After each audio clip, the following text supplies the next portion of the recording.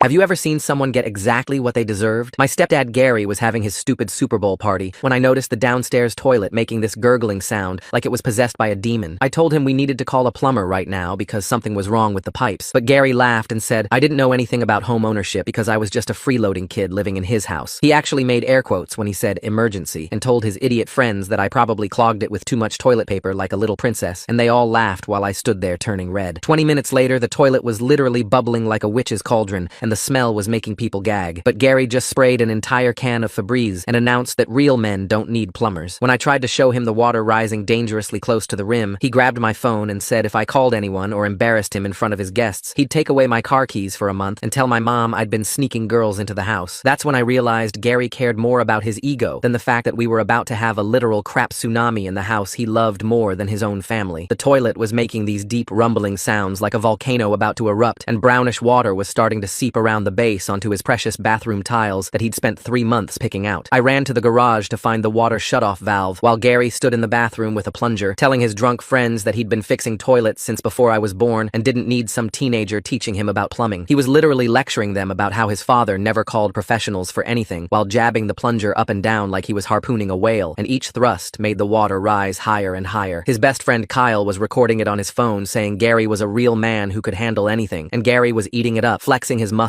while plunging and saying, "This is how a homeowner takes care of business." The toilet made this unholy shrieking sound, and Gary just plunged harder, saying it was almost fixed, and everyone should watch the master at work. I found the shutoff valve, but it was painted over and wouldn't budge, so I grabbed a wrench while listening to Gary upstairs telling everyone about how plumbers were scam artists who charged $500 just to use a plunger that cost $10 at the hardware store. He actually brought his friends into the bathroom to show them his technique, and they stood around drinking beer while sewage water lapped at their shoes like they were at the world's worst beach. Gary started telling this story about how he'd fixed a toilet at his ex-wife's house just to make her new husband look stupid, and everyone was laughing while the toilet literally started overflowing onto their feet. His friend Kevin suggested maybe they should move to another room, and Gary called him a pussy and said real men don't run from toilets. Then he grabbed another beer and poured some into the toilet, saying it would loosen things up. The water in the toilet had turned black and was swirling like a nightmare, and Gary's friend Mike was backing toward the door saying maybe they should call someone, but Gary accused him of not being a real friend and started questioning his manhood. That's when Gary made the stupidest decision of his stupid life and flushed the toilet to clear the system, and the water rose up like a geyser of pure evil. Everyone started screaming and running, but Gary stood his ground with the plunger, yelling that he had it under control while brown water poured over the rim and across the floor. The smell hit everyone at once, and 2 of his friends actually threw up, which made everything worse, and Gary was slipping in the sewage while still trying to plunge and maintain his dignity. He screamed at me that this was somehow my fault for not maintaining the toilet properly, like I was the one who owned this house and refused to do basic maintenance for 5 years. I was still fighting with the shutoff valve, while Gary